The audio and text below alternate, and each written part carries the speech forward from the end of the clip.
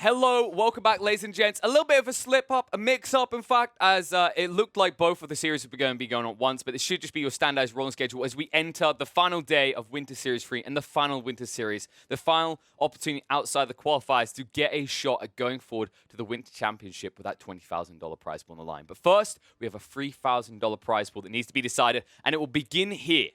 There are 3 series that need to be resolved, and this time around, it cannot be a sheer repeat of last time, as the Grand Finals will at least have some differing players. Because this time around, the final 4 players are going to be Marine Lord, Mister, who will be fighting off against each other later today, and now, right now on your screens, in just a few seconds, we are going to have Hera versus VortiX. So buckle in, folks, because this is going to be one hell of a ride as we get underway with game number 1. And game number 1 will be, of course, on Dry Arabia, as is standardized. Let me just update. You may notice that I was expecting a slightly different guest here, so I'm just going to switch those names around quickly. But no, instead we will be opening up with the other side of the bracket. Usually they were always sending Marine Lord first. Maybe he kind of messaged him when, what gives? What the hell's up with this? I know he's an impatient lad. I know he likes to just slay as quickly as possible. But maybe the argument is that Marine Lord was getting too much info, right? Sitting there, watching his opponents, prepping for them when they were being on the second series. This time around, Hera or VortiX, after moving forward from this series, will get a chance to stick Marine Lord under the microscope and have a look at what makes that man tick. But first of all, they need to resolve their own beef here. And, well, Hera did eliminate VortiX's brother, and this plays anything at all like what I see out of your standard drama movies. It does mean that we're looking for a vengeance story here between the two, as Lucifron was eliminated by Hera 2-1 yesterday to round out day 1. And that means we've got a bit of beef here. VortiX, of course, he had to cruise his way through some challenging opponents on the way. He took out Bra, Vodka, Kapoch, and finally Noob. Noob being the only one to be a 2-0 in the end to make his way here. Hera, on the other hand, we mentioned he already had to deal with Lucifron. Outside that, he also had to make his way through Magic, Black Widow. Wait, wrong side. Not Magic, sorry. Magic was correct. Simtom was the other one. And then finally, it was Kiljardi. Kiljardi I haven't seen before, but all of them being 2-0s except the Lucifron series. Hera was definitely blitzing a bit quicker.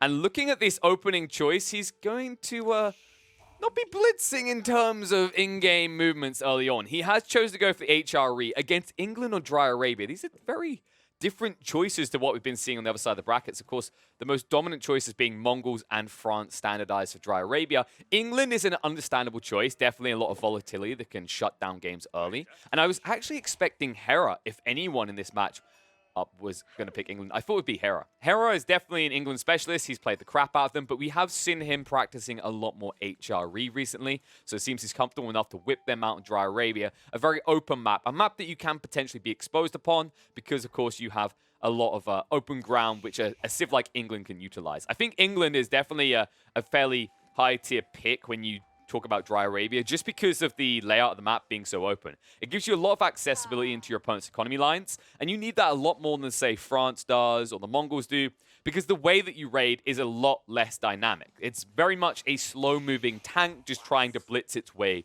through challenges ahead of it, which means you need access to this wiggle room to immediately move from one side where the wood line is all the way to the gold. And you see the wiggle room, it might be a little bit too snug for you to sneak by without being shot by the TC. But we're getting ahead of ourselves. First of all, we need to focus on the opening for Hera and VortiX. And VortiX is going to be going pretty much for the standardized. You can see he's already dropping the Council Hall. Hera, meanwhile, a very forward Archon Chapel. Usually people try and retract this more towards the Berry Bush. I like the idea of getting access to that. The problem I have with this Archon Chapel is he kind of got forced into a suboptimal layout as HRE on the opener because of where his gold vein is, right? His gold vein is over here, and it could be accessed alongside a tree line. That's usually optimal. You want to get the trees and the gold initially in the Archon Chapel. That's magnifico. The big problem here is that if you were to actually start the Archon Chapel down here and move onto this wood line, you wouldn't be protected by your TC, and you'd be very vulnerable to that additional range that Lombos get compared to most units at this stage in the game. And that's exactly why Hera made the hard stuck choice to just settle for a wood line buffed and then a food line underneath his TC layer. And he's already walling in as well. Really nice move. England doesn't really have the means to get through these at the early phase of the game. Scout moving out for VortiX should eventually spot this, but this is a heads-up play. A lot of players wouldn't do this. If you have any sort of eco buff to your Civ, and you definitely have that as the HRE, right? You're 40% more efficient in the early game. You can afford to drag a villager out of your eco lines and have them go do this. You can actually afford to pay for them to go do this, right? Without falling behind, say, England in this game that doesn't really have comparative early game eco buffs. Instead, their buff comes out at this point in the game, cracking feudal and getting straight into the longbows. But they are pretty much maxed. Hera will not be far behind, and stable will be dropped. So this is another cool play you can do. You can either try to box in, prep to rush out and obliterate VortiX as you move out towards the relics once you crack castle, or you address it sooner. And the HRE is actually a pretty damn good Civ for addressing it sooner because of how strong the early game economy is. They're actually able to afford not only the stable for the purpose of going into Pro Scouts, but then they can fall back onto Horsemen to counter out exactly what VortiX does in the early game. And VortiX should be aware of the possibility of this. It'll be interesting to see if he actually preemptively drops a Rax in prep, but at the moment it is only Longbow coming out alongside that villager that's looking to get down the outpost to give you that attack speed buff on the front. I do like these on the stone. I think it's very important to give yourself that fallback plan. Keep in mind that HRE is very volatile. You can't force yourself into this hard investment where you just stick everything and go to second TCs as England. You have to try to get a network down, try to block out your opponent, because if you allow Hera to just cruise through into the Castle Age and then move out for those relics for free, you're basically forfeiting the game. So outpost already going down. Scout, eyeballs out what's happening here. What is up with... What? All right, Deers have decided that, you know what, every game we just get picked apart. We always die. There is strength in numbers. We've heard of Ape strong, but now Deer strong together. So you just cluster up in a very efficient way if you to drop a mill here, but no chance to do so anytime soon. No way to easily access now. This is a fantastic play out of VortiX. If he drops an outpost on the north side here as well, it's going to be frustrating for Hera because look where both of his Deers are. They're on the southeast side. So you'd have to wrap all the way around to the west side to get out and then go collect the corpses. And he'd have to actually wrap even wider to dodge out the outpost at all times. So I really would love to see VortiX investing in a second outpost soon. I think it has additional value in maybe sniping out of the wood lines. But you can see Hera is not going to wait around to be exploited like this. He's already spammed out 2 horsemen and he's going to start stacking on the TC. A really solid play. Not enough players do this. When you want to go horsemen to counter early aggression off of ranged units, do this. Put whatever you're trying to counter your opponent's early rush with into your TC, so they don't know exactly what's coming. You can anticipate that that's what you're going to be up against if you're VortiX. It just makes sense, right? Like, you've seen some scouts coming out, understand the HRE used to play in the pro scouts. If they're doing archers, you might have seen them already, so he probably knows that the horsemen are coming, but it's the fact that you kind of layer it right. You never give them the 100% confirmation.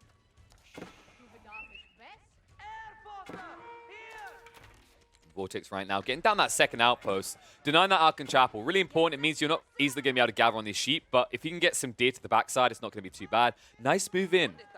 On the backside here, VortiX getting eyeballs on what Hera's doing, but won't last long due to the horsemen. Meanwhile, back in base, still gathering a little bit on the stone. It's going to be a while before he's ready to go for that TC. But like I said, it's that fallback plan. It's a natural fallback plan. He's not forcing it. He's not over-aggressing towards the TC spam. Instead, he's giving himself that complementary element to the gameplay where if this does fall apart, there's a natural transition for him, right, to do something else other than try and poke and prod. And poking and prodding is working nicely right now. Goes off 1 to the villages. And Hera already 2 behind on the village count. Of course, remember, he is more efficient, and he has got the Berry Bush in the meantime to buy him time, but he's going to need access to the deer soon. And yeah, this is the big deal, actually. He invested in Pro Scouts. This is the frustrating part. You drop Pro Scouts, and it means that you actually have to try and get your hands on the deer now. You need to have the gate here. You need to be pulling out, and VortiX really needs to be cutting this off. Missed opportunity to really punish. And it means that Hera should be able to survive this. I don't think he's going to be overly pressured, and he should be able to cruise through to a castle timing. So VortiX needs to start finding some breach points, finding some pressure. And this is cool. Look what he's going to do. He's going to cut the trees. So Hera, this is a really smart play. We said this might just have enough wiggle room, but I wasn't sure. It looks like it does have enough to weave past without being shot by the TC. And VortiX, well, because Hera is smart enough to realize this and walls it off, it looks like VortiX is going to do him one better. And with the villager on the front, he's going to chop through the trees and make his way round to the back, forcing Hera off of the gold line before he's ready for Castle Age. Really big deal here. You might be forced into a marketplace because both your gold veins are here.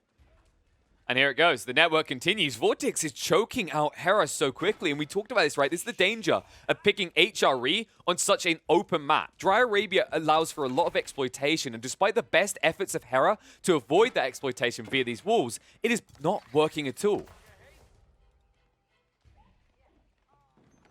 Meanwhile, Hera will try to just collect more food. He's probably going to need a marketplace at this rate just to try and trade up for his castle.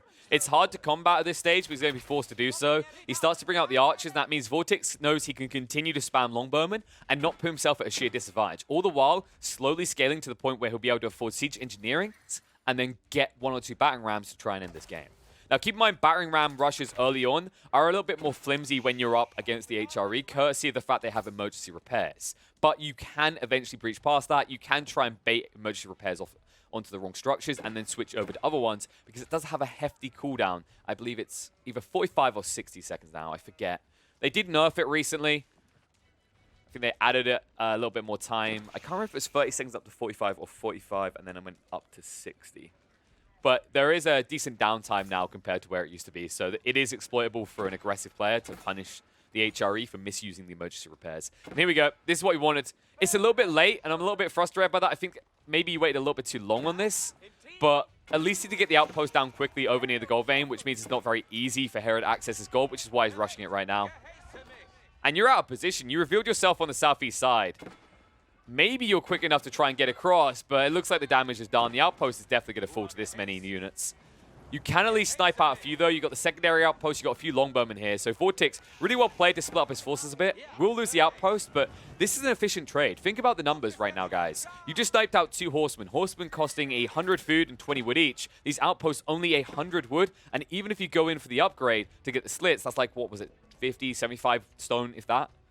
So very affordable. And that's the cool part about what VortiX is doing, right? We said he had this fallback plan of being able to afford a TC eventually, but it's the fact that he has the flexi of the stone. It's not just a dead investment if he doesn't need a secondary TC. He's utilizing it quite well to build into these outposts and then get the arrow slits upgrade. Sometimes maybe even contemplating going for the fortified outpost. Lombo's going to bully him off. Now, he does have this outpost, and this is looking to upgrade it.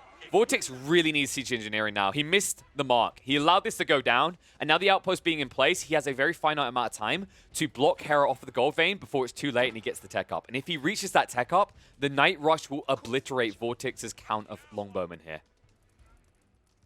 So relief is going to be needed fast. And you can see the numbers are about to look golden for Hera. And he begins the work. Regnix Cathedral now being built. Outpost still in place, somewhat choking control away. Arrow slits upgrade about to come through, but I think the scouts should be able to move past quick enough here. Yeah, they don't care. It's mild damages. Nice play here, actually. 750 health on these houses means that this many longbowmen can actually kill them at a reasonable pace if you have nothing else to do with them. Remember, you're only doing 1 damage per shot, but you have 20 longbowmen, so you're doing 20 damage every second or 2. Overall, pretty nice. And now the Rams are going up, and he'll move in. The problem is he's a little bit too late. However, he can still force pressure. Hera, if you get him off the gold right now, he might not be able to afford enough knights to shut you out. And that's the really important detail here. Ram moves in, forces all the workers away, and he's chasing in. VortiX, ooh, he might be able to touch. He's cutting across, but it looks like he's going to be shy of being in range. In the meantime, Ram's going to get through that outpost. Needs to rebuild the network over here. Really needs to drag the villager in and get another outpost down. But right now, he needs to be careful about this outpost as well. It's almost fallen. And if that one falls, it's going to open the floodgates for knights and scouts to move out into the center field. Tech up now complete. VortiX back in his base. No signs of looking for a tech up himself. Still isn't thinking about going back for that TC. He's fully invested. All of his wood is directly being used into these battering rams. He wants to end the game now. And he might be able to do it. I think this game is going to end one way or the other in the next 4 or 5 minutes max. Because as it stands, VortiX almost has the means to breach everything in this base. Hera, in the meantime, he's close to being able to cross the threshold into being able to afford his knights, but the detail that matters is whether he can actually get the gold together. And without a marketplace to trade with, he finally drops one, but these trades aren't going to be good when he's exposed on the tree line, right? So he's not gathering from the tree line. He's not getting gold. The only thing he has is food, limited food underneath his TC. I think VortiX has done it. He's ticked all the boxes. Hera can't access anything here. And look at the desperation. He's wrapping wide with the entire villager count into the back corner. He needs wood and he needs it now. And the move is red. Look at VortiX shifting across. It's going to force Hera immediately back. He can't risk it. And he's running out of space. It's not just the resources, right? If you have to pivot, if you have to switch or anything, there's no space here either. Which means he can barely afford to set up farms. Actually, he really can't afford to set up farms, right? Being at 75 would cost each. He just doesn't have the numbers. He has to go back in, and this is dangerous. If he gets spotted at all, oh my god, the desperation. Look at it. Hera, he rushes out with 22 villagers to try and shut this outpost down. And that is when VortiX knows that his opponent is in full desperation mode. And he might burn through this, but at what cost? 2 knights total. That's all you can afford right now. Third one coming out, and now you're capped. You need to get people in the wood line. You need to actually expose this quickly. Moving around for VortiX is going to be slow, but I believe he has 2 groups of longbows now. Both being of a significant number, able to snipe away at you. He's going to come back around on this. Back in on the other side. Sees people trying to wiggle out onto the gold line once more. Rams are looking a bit exposed, but there's not enough knights here to burn through them. You can move across quickly. VortiX with 21 longbows will punish you. There you go. Panic, run away. And that's a GG. He knows it's too late. There's too many longbowmen on the front. He's not going to hang around. Fantastically done by VortiX to punish the greed of Hera to open this series and get a 1-up.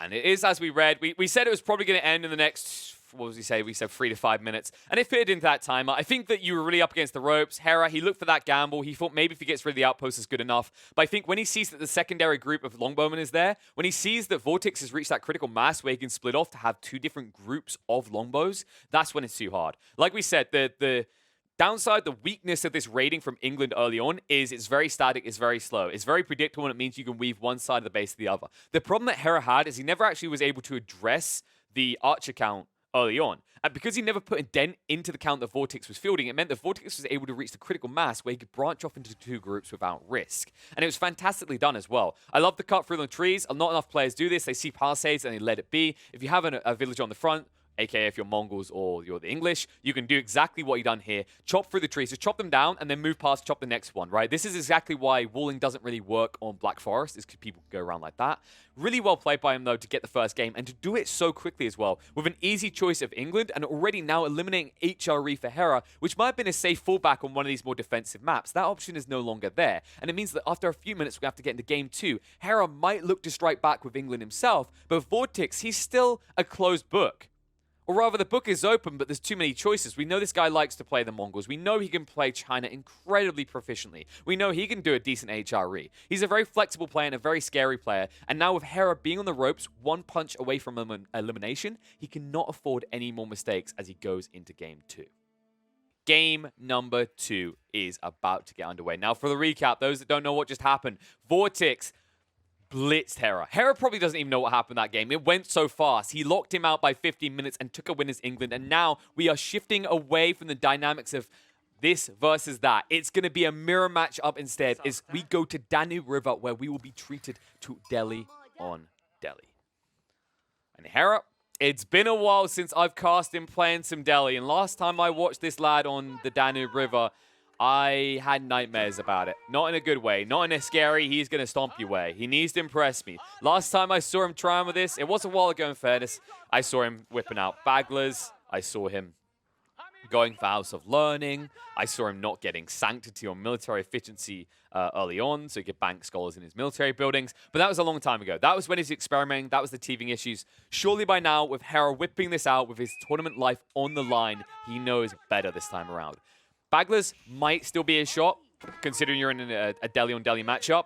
But House of Learning would be a very greedy choice, especially with how aggressive VortiX plays. So we'll see if he has kind of deviated. We'll see if he's at least got the mosque researches in the correct order. My concern is if you go House of Learning as Hera in this game, VortiX has already presented that he's a hyper-aggressive player and he's willing to actually push the tempo.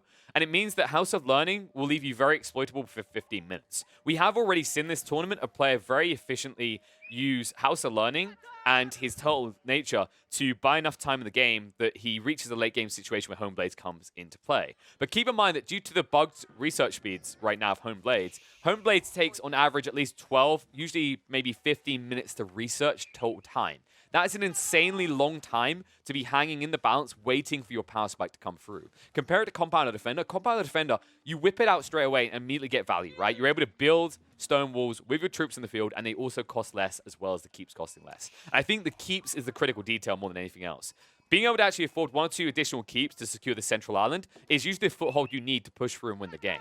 Not only does it allow you to shut out your opponent's fishing supply without even engaging water, but it gives you full control on one sacred site, meaning they do not have any other option but to directly assault you either on your island or back at base. And attacking someone back at base on this map is quite the difficulty. Think about how far you have to roll around to get to someone's base. You see how long I'm panning? Now watch this. It's like double the distance. I don't think that's an exaggeration either. It feels like almost double the distance to cover.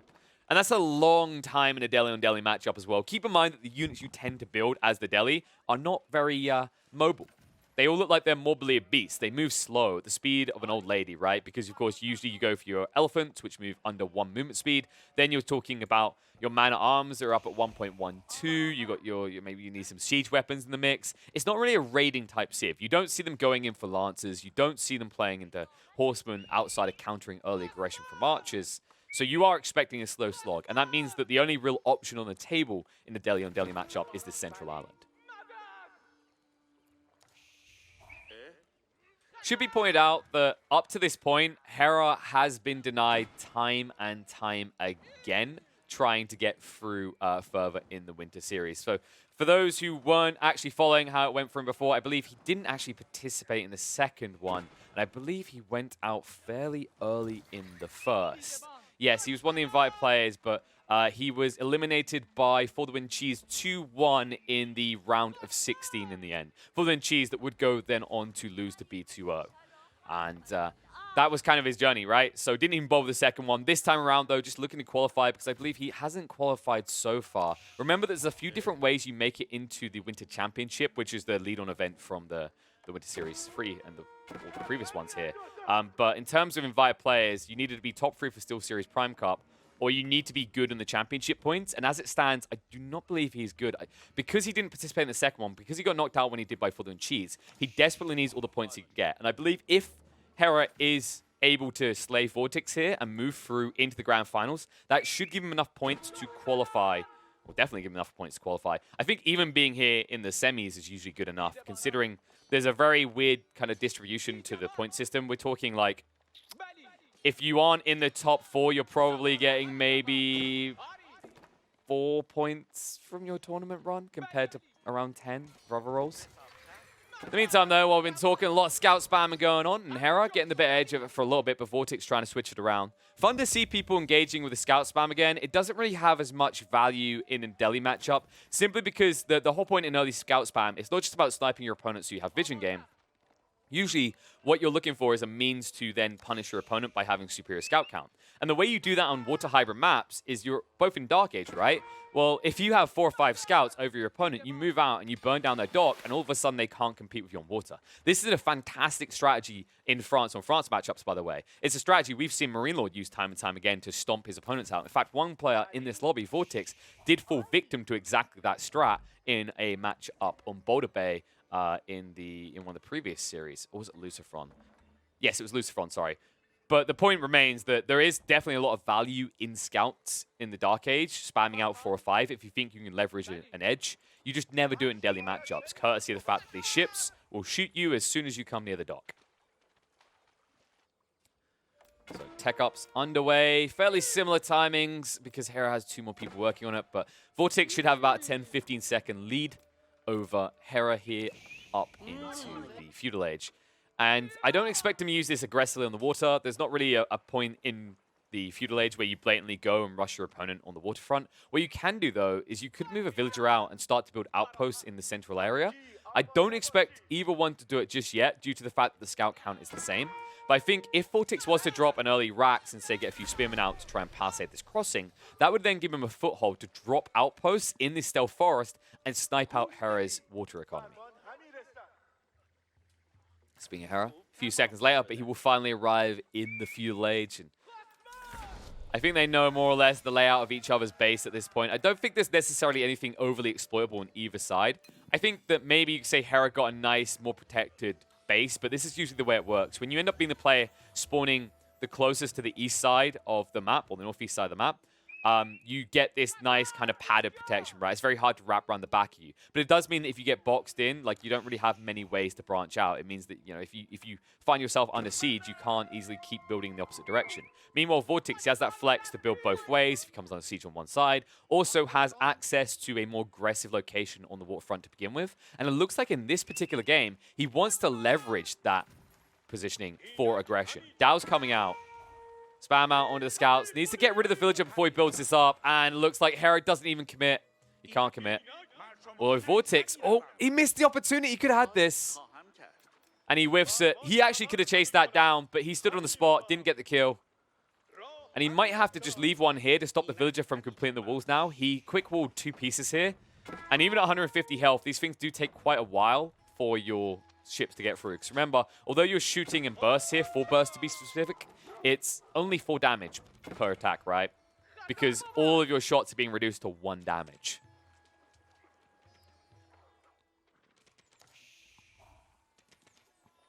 I like this out of VortiX, though. He's actually bringing the scout across, so he'll be able to finish off that villager, and yeah, now he'll just move on. 2 Dows now coming out. 1 Dow being made for Hera. Hera a little bit delayed in comparison. VortiX a bit hesitant about pushing in just yet, though. He wants to leverage his positioning, right? He wants to keep his opponent boxed in. We said he could make a move to try and drop an outpost, but no intent shown just yet. And he will move in onto the fishing fleet, and they can't repair it. Nice hit right there. So as it stands, we're talking about 10 fishing boats versus 10. So Hera did have a slight lead in the fishing fleet because, remember, he didn't instantly go into building a Dow. He actually reacted and built a Dow after he failed to get the wall up. You can see the ignorance, like, nope, don't really care about Hera right now, and then he'll back away. This is really smartly played. It's not too greedy. He could get 1 or 2 more fishing boats, but at this current health, it's impossible for Hera to chase him down, get the kill, and break off in time. If he chases, he'll end up losing the Dow that he just built. So nicely min-maxed by VortiX to get the maximum value he could get without sacrificing any units. The very ambitious scout will fall here. That's now 3 Dows. Second one is now coming out. The question is, what's the eco dispersion here? Hera has 4 people sitting on wood. It's actually 5 for VortiX, so VortiX can afford to keep this up a little bit longer. The difference is going to be in the gold front. It looks like, to me, Hera is racing up. Yeah, he's underway as we speak. VortiX, though, invests more people in it, and both of them are going for the compounded defender. So no switch up there. Over 2 on 3 Dows here. Chase in. Remember, you're the home field heal, and there are a lot of fishing boats here that can assist. It looks like VortiX is going to start to drag back a bit. Trying to peel Hera away from the fishing fleet so he doesn't get the option to insta-repair up. But Hera won't be baited away. Instead, Hera will complete his tech up, and it looks like VortiX, with 4 additional workers, should more or less sync up on the timings perfectly. And it looks like stables are already being dropped on Hera's side, and same for VortiX. Bam, look at that. Within a second of each other, the timing's just well understood. And immediately pulls out all the scholars, and he races out. Objectives in mind here, folks. Sanctity is about to be complete, which means that you get 200 gold per minute for each sacred site you control. I think on the other side, yeah, Sanctity also being taken by Hera. Hera now moving out, but only with 2 scholars. Interesting. So VortiX is looking to grab the relics as well as the sacred sites. And with 3 running out, he will get the lion's share here. You can see him actually shifting over to that northern one. And it's something that Hera has no interest in. So Hera is just shifting to the southwest, looking to grab this one over here, but he's going to be too late. Nice movement out there quickly by VortiX to protect his scholar as well from the wolf. And wait. Oh, okay, this is going to be really tight. It's looking like Hera might just beat him by a fraction of a second, but no. It's deceitful angles. VortiX does have the edge, and he should be able to click on this a bit quicker. And that's frustrating for Hera. Yoink sees and walks away. And that means he gets the majority right. So he's already netted himself 2 returning. Where's the 3rd? He didn't grab it yet. Or was there one closer? Did I miss that? I'm looking for that 3rd scholar. I don't know where he is right now. Let's focus on what's happening on the sea, though. Boom ship in. Nice move out of VortiX. Deep value, that is the way you run a boom ship. Tighten your formation, do not give away that it's there. It looked like Hera didn't realize until it was too late to try and peel back, and at that stage loses half the fishing fleet, and now Hera, he needs to punish the same way to VortiX, otherwise VortiX is quickly going to take control of this game. He already has Lancers coming out into the field, he now has the eco count on you on the waterfront, and he still has the military count as well to go with it, courtesy of the fact that he's keeping 3 dials to your 2. Now the banking is coming out, so... Yep, it is 3 relics being gathered up. There is 1 more that hasn't been taken just yet. I don't expect Hera to play towards it, though. The way he shoots intent, he could have went and got this first. He could have brought out 3 scholars, but it seems to be a side gig for him, right? He's not fully focused on it. To me, this seems like VortiX is more like to play towards the center here, take control of the sacred sites next, and continue to gold trickle up and get a superior number of Lancers, which is what he's doing so far. And considering how many fishing boats you just lost, he will most definitely succeed in this. So if I'm Hera, I need to go soon. I think if you sit back and wait, you're going to lose this game. The only way you have a comeback further down the line is if you go for a secondary TC. But remember what we said. You don't have as much flex and directional plays, right, in terms of expanding your economy. You're in the corner. VortiX, going to try and pin you in that corner. It's going to be dodged out, though, so there will be a back away. Remember that neither of these guys went for the House of Learning, so Honed Blades will not come into the equation. It's going to be more or less just a simple math solution of who has more Lancers at this rate. It's the only thing both of them are producing. This is a cool mix-up as well when you think about it, right? How many games does it just come down to War Elephants moving towards the center island, right? And Bagglers sometimes cutting them off. But instead, this game actually has a little bit of fluidity about it with both sides going into cavalry. I should probably specify mobile cavalry before anyone tells me that elephants are technically cavalry. VortiX, meanwhile, having his scholar on a diet. It's the wolf diet. It's a very efficient way of losing belly fat, leg fat, mass in general. You just let the wolf gnaw all your unneeded bits and bobs. Meanwhile, on the south. Oh, no! Oh, that is a painful way to lose out on a sacred site. The wolf attacked him. So VortiX is very casually going to get control of both these sacred sites in the next minute. And the Lance, in the meantime, are outnumbered, so Hera can't hang around too long on the main island. What a frustrating way. Although now it's turned against him, VortiX now being attacked. This wolf turning out to be the anti-religious figure here. You know how you have that person who, like, no politics, no religion, these discussions lead to arguments? That's what this wolf is right now. He polices unacceptable conversational topics for a Christmas meetup.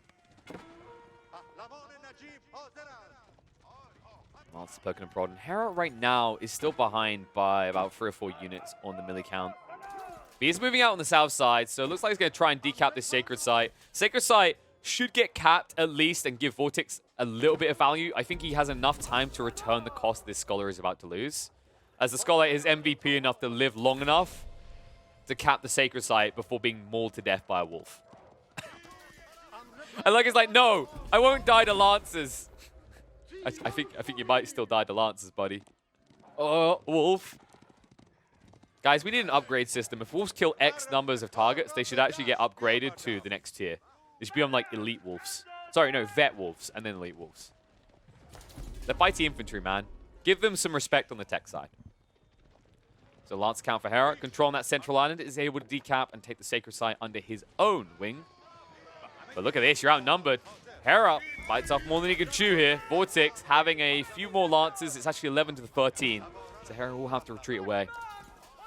Meanwhile, in the back of the base, Scout's just trying to be annoying. No serious raid coming out. But you are starting to run out of resources quick. Hera's going to be forced to expand, and that could expose him a lot if he's not careful. Because he hasn't really done a good job of securing this pass if his Lancers are away from home, right? It's an easy walk-in. And that sort of split gives options where VortiX can divide right or left and find eco value on either side to snipe out.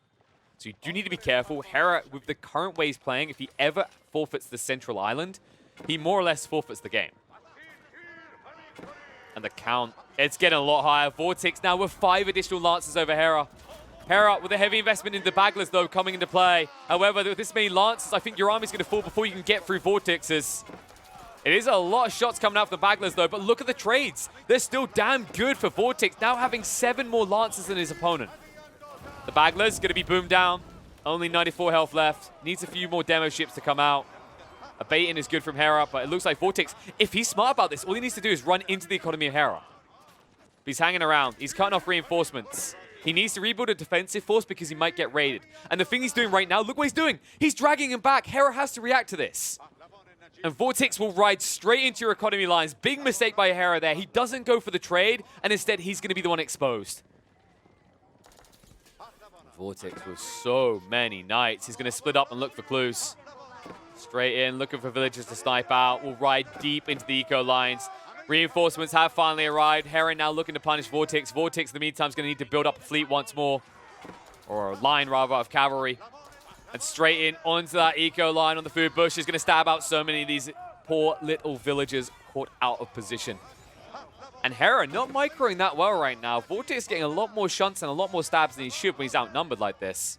Will eventually be picked dry, but in the meantime, he's going to ride even deeper across towards the gold line. And he'll find a bunch of people at the deer as well. And here we go, slam in.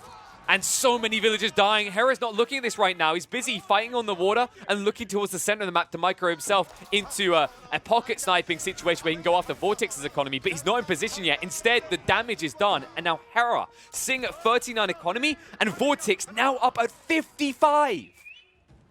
And the boom ships, this is the problem that Hera has. He can't get across the crossings. The demo ships are blocking him out. Otherwise, he would have rode deep. He has to go a long way around if he ever wants to get there now. And that gives enough time that VortiX has rebuilt the Lancer army and can react to any flank attack. Dire times are now approaching for Hera. Hera, he needs a comeback solution. He needs it fast. This boom ship! Hera! Oh my, we'll only lose 2 of the Lancers in the end. He just about notices VortiX, the cheeky bugger, almost baiting the entire Lancer cavalry division into range of the detonation. But it's a decent enough poke and a prod, and to take down a 3 Lancers gives him the edge that now, once again, VortiX has the count over Hera. And Hera going to be once again forced to retreat. Needs to regroup. If he gets them all together, he slightly does outnumber VortiX, but VortiX is branching him off. He's peeling him off right into different groups. And the tech situation, you can actually see VortiX is ahead there as well. So he's getting a little bit more bang for buck per Lancer, and it means that he can stay and take decent trades here. And right now, with the eco lead he has, he doesn't have to get a definitive win. If he trades them all the units out, you're still good. And I love these moves out of VortiX. Notice what he's doing here. He's engaging on the front line, then he drags through to the back, which means that then all of these units that Hera has auto-attacking are engaging the fresh troops at the back that have full health, and it means that VortiX keeps more of his Lancers up, and that is why right now he's still going to have about 5 Lancers left when Hera runs out. So big brain out of VortiX. These small different plays, like these are the differences. Like, these are the things that will really just crack your opponent and win mirror-mirror matchups. And right now, VortiX very close to securing himself a 2-0 over Hera. And the way he corrals himself as his opponent in, right? This is still a big mistake out of Hera. He hasn't invested in boom ships at any stage, and it means he does not dictate the flow around the crossings on Danube River. And instead, VortiX will dictate the eco count as he rides in and looks to go for a second raid. And he still outnumbers these Lancers. Hera looking like he is in quite the pickle right now. Sacred Site, decapped in the center. Finally gets his hands on the one south, but too late to really do anything with it. Gold Trickle is still superior for VortiX. Hera, with his pocket raids, not going to achieve enough here. And VortiX, still with a healthy 12-point lead on the eco count over his counterpart on the other side. And with more explosive dows coming in, he's about to shut him off the river entirely. And that is dangerous for Hera. Hera, you can see how aggressive he's getting with his positioning, right? He has to go for these greedy pocket ecos because he can no longer just sustain himself underneath his own TC in his main base.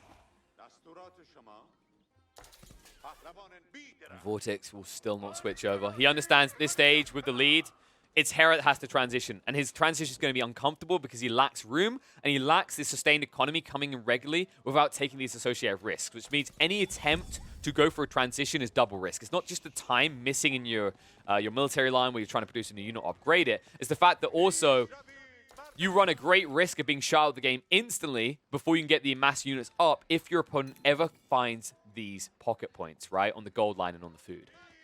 And he might soon at this rate as well. He's eyeballing around the area. Still hasn't quite looked over here just yet. But you can see the explosive Dow's now in place. Hera has no option. Remember, they've both only been going Lancers, and this is why going for the boom ships is such a game-winning play.